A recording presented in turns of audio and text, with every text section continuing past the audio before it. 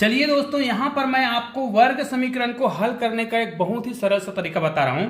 ध्यान दीजिएगा, यदि आपने इस वीडियो को पूरा देखा ना तो वर्ग समीकरण जो हल करने का जो बेसिक तरीका है, सही तरीका है, वो मैं आपको सिखाने वाला हूं। यहां पर देखिए, इसमें एक्स स्क्वायर का कोई गुणांक दिया है, यहां पर संख्या दिया है, यहां पर भी संख्या दिया है।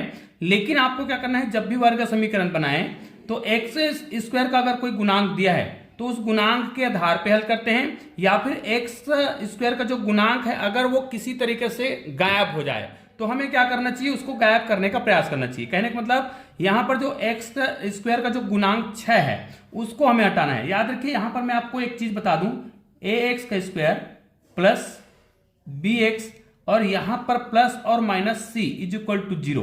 अब यहां पर आप देखिए, यहां पर मैंने प्लस माइनस लिखा है, यहां पर केवल प्लस लिखा है। यदि आपने इस वर्ग समीकरण को याद रख लिया, मतलब ये एक प्रकार का मानक समीकरण है, तो इसमें प्लस माइनस क्यों लिखा है। ध्यान दीजिएगा, वर्ग समीकरण जब भी हम हल करते हैं तो बीच को दो भागों में तोड़ते हैं, और बीच को दो भागों में हम इस प्रकार तोड़ते हैं कि उनको हम क्या करें, गुना करें। उनको गुना करें तो यहां पर जो संख्या होता है वो आना चाहिए, और उन्हीं दोनों को आपस में या तो जोड़े या फिर घटाएं। तो हम कैसे जानेंगे कि जोड़ेंगे या घटाएंगे?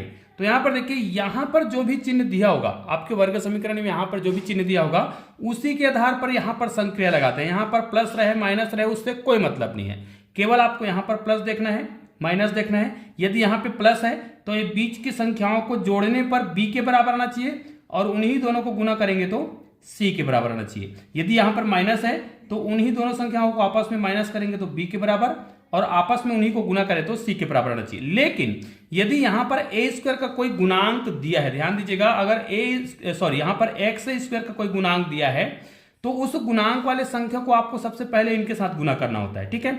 लेकिन यहां पर देखिए, हम इस समीकरण को सरल करना चाहते हैं, मतलब ये जो पूरा समीकरण है उसको अगर मैं 6 से भाग दे दूं तो इसको मैं 6 से भाग दूंगा तो यहां पर क्या बचेगा, एक्स का स्क्वायर, ठीक है, माइनस ये भी 6 से भाग चला जाएगा तो केवल यहां पर एक्स बचेगा, और यहां पर भी माइनस है, और यहां पर 6 से भाग देंगे तो 6 दूनी 12। अब देखिए, ये हमारा जो समीकरण है वो सरल हो चुका है। अब यहां पर देखिए, एक्स स्क्वायर का कोई भी गुणांक नहीं है, तो अब हम क्या करेंगे, यहां पर 2 दिख रहा है और यहां पर जो चिन्ह दिखाई दे रहा है ना वो क्या है, माइनस का है, अर्थात यहां पर 1 लिखा हुआ है। तो ऐसी कौन सी संख्या है जिसको हम गुना करें तो 2 आए, और उन्हीं दोनों संख्या को आपस में हम क्या करें, यहां पर जो चिन्ह है उसको देखना है। यहां पर कुछ भी चिन्ह है, यहां पर अगर माइनस है ना तो यहां पर जो हम संख्या तोड़कर लिखने वाले हैं वो क्या होना चाहिए, आपस में घटाएंगे तो 1 आना चाहिए, क्योंकि यहां पर कुछ नहीं है मतलब 1 है, और उन्हीं दोनों को आपस में गुना करें तो 2। अब यहां पर मैं आपको बता दूं, यदि हम 2 गुणित 1 करते हैं तो 2 1 कम 2, अर्थात यहां पर संख्या 2 है तो 2 आ गया, और इन्हीं दोनों को यदि हम आपस में घटाते हैं तो कितना आएगा, 1 आएगा, जो कि यहां पर है। अर्थात हमारा संख्या क्या है, एक्स स्क्वायर माइनस, यहां पर जब भी आप प्रश्न हल करें तो इसको ब्रैकेट में लिखकर हल करेंगे तो आपसे गलती नहीं होगा। तो यहां पर 2 - 1 है तो 2 - 1 करेंगे, बाहर में x लिख देंगे और -2 इज इक्वल टू 0, ठीक है। ये आपको समझ आ गया होगा। अब क्या करेंगे, इसको हम तोड़ेंगे तो एक्स स्क्वायर माइनस 2x करेंगे, यहां पे माइनस है, यहां पर भी माइनस है। देखिए, हमने आपको क्या बताया था, यहां पर जो माइनस का चिन्ह लगा होता है ना उसी के आधार पर बीच में संक्रिया लगाते हैं, तो हमने 2 - 1 किया, ठीक है। यहां पर कोई भी चिन्ह है उससे मतलब नहीं है, बस ब्रैकेट में लगा दो, आपका गणित गलत नहीं होगा। फिर क्या करेंगे, माइनस यहां पर क्या है, देखिए माइनस और माइनस का क्या हो जाएगा, प्लस हो जाएगा, और यहां पर आ जाएगा x, फिर यहां -2 इज इक्वल टू 0। अब क्या करिएगा, इनको जोड़ा बना दीजिए, इन दोनों को जोड़ा बना दीजिए। इन दोनों में कौन सा कॉमन है, x कॉमन है, निश्चित रूप से x कॉमन है, तो x को कॉमन निकाले तो 1 2 बार आया था, वर्ग है मतलब तो 1 बार बच गया, माइनस यहां पर x 1 बार निकल चुका है तो केवल क्या बचा है, 2 बचा है।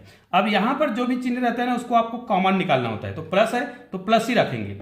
अब यहां पर दोनों में कोई भी संख्या आपको दिखाई नहीं दे रहा है, अर्थात हम क्या करेंगे, यहां पर कुछ भी नहीं है मतलब तो 1 तो मान ही सकते हैं, लेकिन लिखने की आवश्यकता नहीं है, तो x - 2 इज इक्वल टू 0।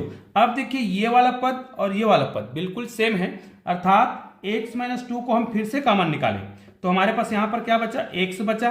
अब यहां पर क्या बचेगा, कुछ नहीं है मतलब +1 बचा होगा इज इक्वल टू 0। अब आपके पास 2 पद दिखाई दे रहे हैं, x - 2 इज इक्वल टू 0 मान सकते हैं, है ना, एक उत्तर ये हो जाएगा, या फिर x + 1 इज इक्वल टू 0, एक उत्तर ये भी होगा।